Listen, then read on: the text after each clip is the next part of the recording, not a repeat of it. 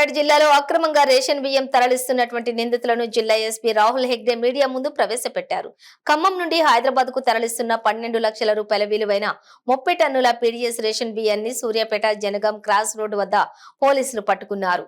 అందులోని 4 నిందితులను అరెస్టు చేసి ఒకరు పరారీలో ఉన్నట్లుగా తెలిపారు. నిందితుల వద్ద నుండి ఒక లారీ, 3 అశోక్ లేలాండ్ వాహనాలు స్వాధీనం చేసుకుని రిమాండ్కు తరలించారు.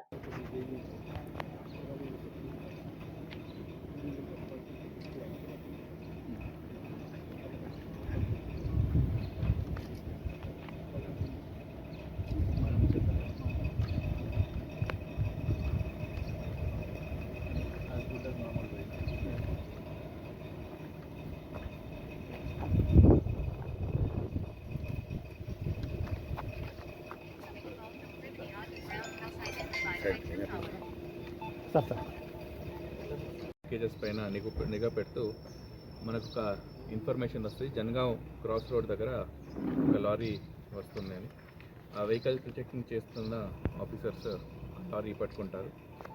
ఆ లారీ పట్టుకుంటే ఆ లారీలో 20 టన్స్ పీడిఎస్ రైస్ ఉంటుంది.